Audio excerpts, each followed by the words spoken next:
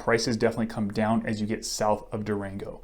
This area is really cool for that reason, as well as because the properties are a lot bigger acreage. If that's what you're looking for, we're going to do a map tour of this area, show you all the different areas, get you a lot more acquainted with this area if you're not familiar with it. And if that's what you guys are looking for, then stick around because we're going after it right now.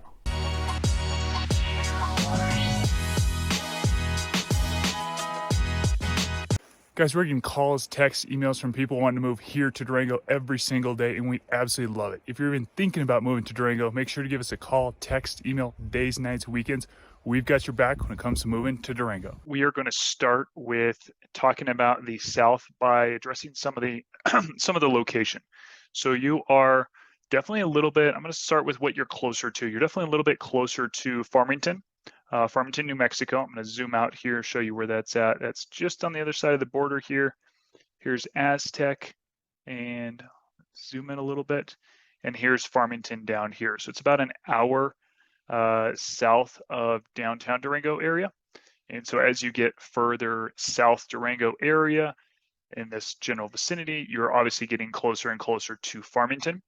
The pros to that, Farmington definitely has a lot more shopping, amenities, that kind of thing. They have a mall, they have a Target, they have a, they have a Sam's Club. As you can see here, they have a Lowe's, a lot of just bigger shopping opportunities that we don't have in Durango. You shopping alone? So you've got that. You've got a Chick-fil-A. If you guys really like Chick-fil-A, that's the option there. That's not an option up in Durango. And you are still, in comparison to North Durango, I mean, it's just depending on where you're at. If you're way down here closer to the border, of course, you're still probably just as far to the airport. But if you're closer to 160, or sorry, closer to town rather, you're not too far from the airport. You're still a little bit closer to Lake Nighthorse than probably most areas. If you're getting further west, further north, further east, you're probably a little closer. I mean, it just depends on which part of kind of this 550 corridor you're in, or you end up buying in. And so just going into some of the pros, you are definitely going to see a lot bigger acreage properties out here. I'm going to actually pull up realtor.com to show you what's on the market in between the border and here. What I did was I just pulled up only single family homes. And so there's stuff between as low as what, 595 to 2.4. There's one at 759. This one is, and I'll actually jump into this subdivision a little bit. This is, I did touch on this, kind of the county roads 300s, but this still is south of downtown Durango. So I'll mention this area. I really like the Mesa Linda subdivision. That's where this property is at. What's so cool about it to me is you're so close to town, and yet you've got bigger acreage properties. Still close to a lake. You're over by Lake Pastoris, and you're still close to Highway 550. Great accessibility to all these, to 550, to the airport, to the hospital. You're still really close to a lot of stuff, but you get bigger acreage properties, and you get some awesome views out here. And so let's jump back over to the map, show you that on here. You can kind of see a little bit more on this map. And so there's just, as you can see, there's a lot more little ponds behind these properties. And so you get some better water rights in this area. I just love this area. Again, you've got these nice rolling dirt hills. And so maybe that's a little niche thing, but I love that you have these, just a lot more country feel out here than that mountain feel, right? You aren't necessarily in the mountains, but you have tons of views all around you, and you're still close to town. And so as you get further south, you still got some great views. One thing to be aware of as you're south of Durango is the traffic noise. So you've got Highway 550 that is pretty loud, or can be pretty loud depending on the time of day, etc. But if you're getting a property real close to it, you are going to hear that noise. And maybe you don't care, then just ignore that. That's maybe not a concern, but especially if, and I mentioned this in other videos, especially if you're thinking about getting a property, maybe sight unseen. I know that can be common out here because of the competition for these homes. That is something to really be aware of, is just the traffic noise on Highway 550. But there are plenty of properties where you're just not going to hear much either because you're on 30 plus acres. So as you can see, a lot of this is farmland, but then some of this isn't as well. So you see like Middleton here, there's a couple properties for sale right here that are in the 700 range. We'll go back to realtor.com and show you that. So there's, let's see, where are they here? Here they are, 739, 649. What that's getting you is a 3-bed, 2-bath, 1974 square feet on a 3-acre lot. Of course, that's at the time of filming this. And that's what the list price is, of course.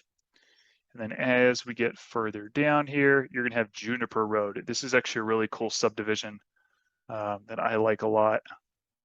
And so this subdivision is really cool because you've got, again, 3, 4, 5-acre lots back in here. You're not far. You do see some great water rights in here. In my opinion, by what I've seen from driving back here, obviously always do your due diligence.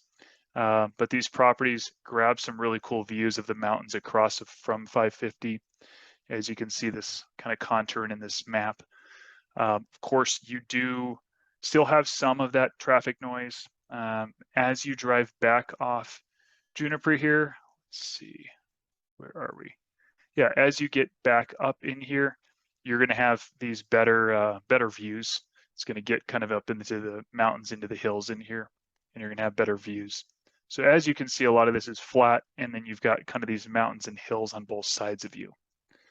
Again, just going into amenities, what you have, you're not going to have as much road biking, mountain biking, that kind of stuff near you, whereas you're going to have that in a lot of these other subdivisions that I've mentioned. Places like Edgemont Ranch, they got 10 miles of trails. Places like Durango West, they've got trails going through them.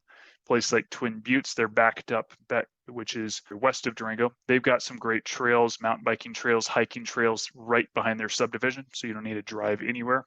Whereas when you're just south of Durango, you don't really have that. You don't really want to be, I mean, up to you, but you don't necessarily want to be biking on Highway 550 in this area, in my opinion. Plenty of people do, so it's just up to you. But there's not a lot of longer roads until, well, let me take that back. To a degree there are, but a lot of them are dirt. So if you're okay with the dirt roads, they're more just kind of dirt, rolling hills type roads back in this area. And you're going to see them, it's just depending on where you're at. So like right here, this one connects to County Road 300, goes way up here, comes over here and connects to 301, and then that goes pretty far. Connects to 302, connects onto other roads. So in this area, you will have some connector roads that connect onto some longer dirt roads, but you're not going to really have that real mountain biking or road biking because a lot of these are dirt. So I think that's just important to touch on if you really want to be mountain biking and being outdoors, that kind of stuff. But what you do get over here, a lot of the times prices can be lower. You're getting some awesome views, especially as we come up here. See how the Animas River is just following Highway 550. There's some awesome subdivisions, little subdivisions in here that are just kind of looking out at the river, looking out at the La Platas out here. There is a little air park right here, I'll mention. And so again, there are some downsides, but there are some big pluses with just the views that you're grabbing and the proximity to Farmington. If you really like those dirt roads like I do, then this is a great option, kind of being south in this corridor here with some awesome views as well.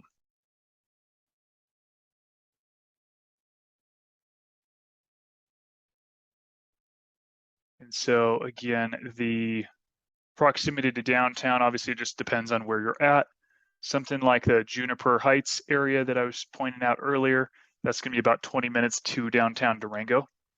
And the other big plus is you can sometimes find property that's right on the Animas River down here. And the fishing, obviously, you know, depending on the area, but the fishing can be really good down south of Durango as well.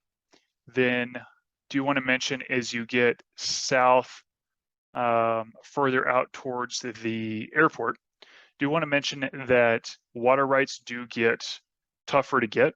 You're not as high on the priority list as far as water rights go. As you can see on this map, it's greener over towards 550, it gets browner over this way.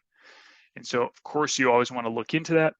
But that is something worth mentioning as we kind of get into this south area. And then you get further south, southeast towards Ignacio, Sky Ute Casino Resort, this general area. And then you get further closer to the border. So those are some things to keep in mind. Again, you always want to look into, do I need septic? Do I need a well? And what kind of water rights do I have as you get into this southern area of Durango? Now, if you guys are even thinking about moving to Durango, make sure to give us a call, text, email, days, nights, weekends. We've got your back when it comes to moving to Durango. Really appreciate you watching this video. Thanks, guys.